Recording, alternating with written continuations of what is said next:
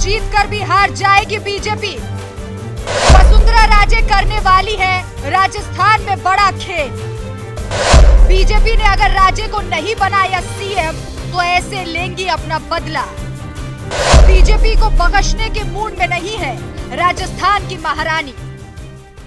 जब अहंकार और सत्ता की हनक सत्ताधारी के सिर पर चढ़कर बोलने लगे, जब किसी तानाशाह राजा को लगने लगे कि अब उसे किसी की राय की जरूरत नहीं, जब प्रजा और मंत्रियों से ज्यादा किसी को सत्ता की कुर्सी दिखने लगे, तो समझ जाइए अब उस राजा के राज्य छोड़ने का वक्त आ गया है और अब वो कुर्सी किसी काबिल व्यक्ति का इंतजार कर रही है। देश में भी अब कुछ ऐसे ही हालात हो गए हैं। राजस्थान, जहां बीजेपी ने सत्ता की चाह में एक ऐसी लीडर को अनदेखा किया जिसने 2 बार सरकार बनवाई, जो राज्य की पहली महिला मुख्यमंत्री बनी, लेकिन अफसोस की बात यह है कि वो अपनों के ही बोझ तले दबती गई और उनके अपने ही उनके लिए मुसीबत बन गए। पार्टी ने उसी वसुंधरा राजे को अनदेखा कर दिया जिसकी ताकत को देखकर विपक्षी भी दंग रह जाते हैं, जिनका सम्मान खुद राजस्थान के सीएम और कांग्रेस के कद्दावर नेता अशोक गहलोत भी करते हैं, जिन्हें पूरा राजस्थान महारानी कहता है। लेकिन दुर्भाग्य देखिए, बीजेपी ने उन्हें साइडलाइन कर दिया। एक वक्त आया जब कहा जा रहा था कि शायद बीजेपी इस बार उन्हें टिकट नहीं देगी, लेकिन समर्थकों के दबाव और राजस्थान के मैडम के वर्चस्व के आगे आला कमान को झुकना पड़ा और राजे को एक बार फिर से झालरा पाटन से टिकट दे दिया। लेकिन याद रहे, सिर्फ टिकट ही दिया गया। सूत्रों के हवाले से खबर है कि अमित शाह और पीएम नरेंद्र मोदी का साफ कहना है कि उन्हें टिकट तो दे दिया गया, लेकिन उनसे निर्देश न लिए जाए और न ही उनकी किसी भी मांग को माना जाए। यानी सिर्फ वोट बैंक के लिए राजे को बीजेपी ने अपने साथ रखा है। कई मौकों पर हमने देखा भी कि मंच पर किस तरह से उनकी अनदेखी की जा रही है। लेकिन याद रखा जाए कि घायल शेर ज्यादा खतरनाक होता है, तो अब वसुंधरा राजे भी एक घायल शेरनी की तरह बीजेपी से भिड़ने के लिए बिल्कुल तैयार है। जी हाँ, राजस्थान के फलौदी सट्टा मार्केट ने एक ऐसा खुलासा किया जिससे बीजेपी के होश उड़ सकते हैं। जो बीजेपी राजे के दम पर जीतकर राजे को ही साइडलाइन करने की सोच रही थी, इस खुलासे से वही बीजेपी टेंशन के 7वें आसमान पर पहुंच सकती है। राजस्थान समेत पूरे देश में फेमस फलौदी सट्टा बाजार ने एक ऐसा दावा किया है जिससे बीजेपी राजस्थान में जीतने के बाद भी हार सकती है। राजस्थान का फलौदी सट्टा मार्केट पूरी दुनिया में विख्यात और कुख्यात है। इस सट्टा बाजार में बच्चों से लेकर बूढ़े तक एक्टिव है। इस सट्टा बाजार का दावा है कि बीजेपी की राजस्थान में सत्ता में वापसी के बाद वसुंधरा राजे को अगर सीएम नहीं बनाया गया तो वो बड़ा खेल कर सकती है। यानी वो अशोक गहलोत के साथ मिलकर कांग्रेस की सरकार बना सकती है।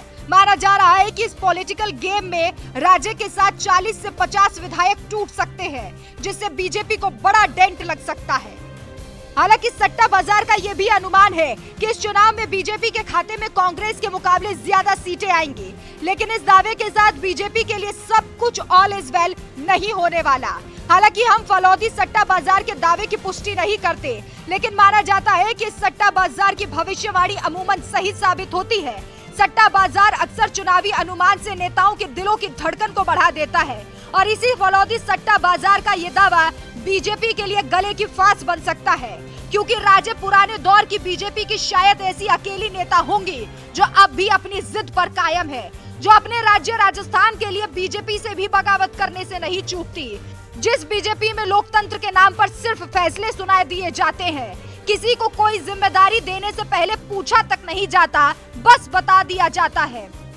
इस मोदी और शाह युग वाली बीजेपी के सामने राजे दीवार बनकर खड़ी रहती हैं। लगभग 70 साल की उम्र की राजे राजस्थान की एक ऐसी नेता है जो अकेले दम पर भीड़ बटोर सकती है।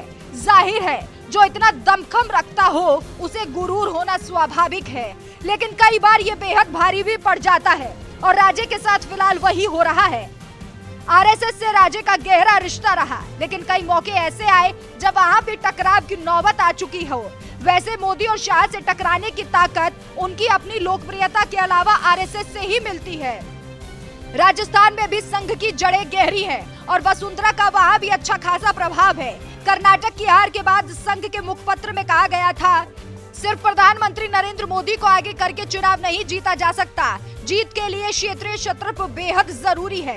राजस्थान के मामले में वसुंधरा राजे ने इसे अपने लिए प्रशस्ति पत्र मान लिया और फिर से भिड़ गई। जिन समर्थकों के बूते पर वसुंधरा राजे राजस्थान में राजनीति करती हैं, आने वाले चुनाव में फिर से टिकट दिलाने की जिम्मेदारी है। टिकट मिल जाने के बाद हार जीत तो कुछ उनकी वजह से और कुछ पार्टी के वोट बैंक के चलते होगी, लेकिन टिकट ही नहीं मिला तो कुछ नहीं होने वाला।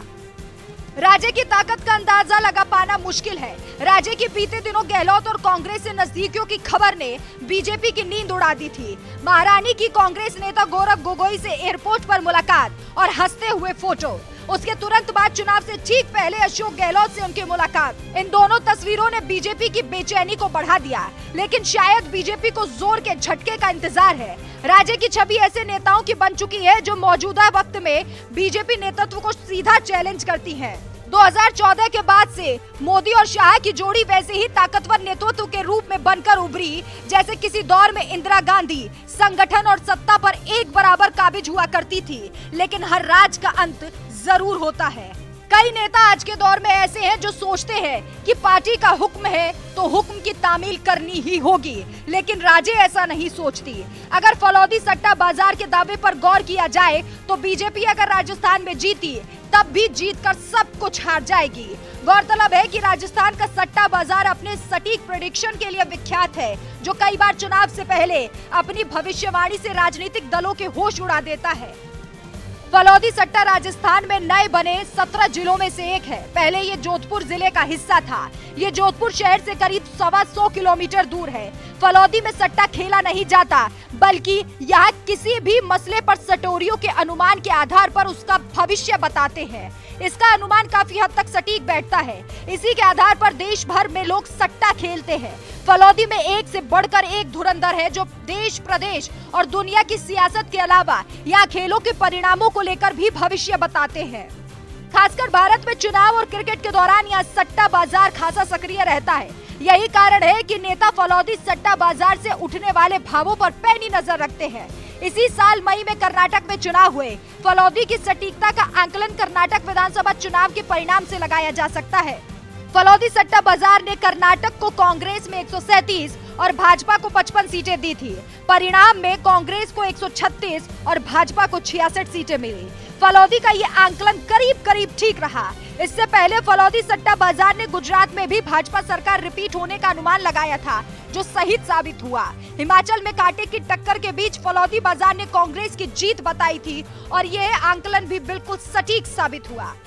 इन दावों के साथ अगर राजे के कांग्रेस में जाने का ये दावा भी सही रहा तो ये बीजेपी के लिए शुभ संकेत नहीं होंगे। बीजेपी जीतने के बाद भी हार जाएगी। वैसे आपकी क्या राय है? क्या राजे को कांग्रेस में चले जाना चाहिए या फिर नहीं? हमें कमेंट करके जरूर बताएं।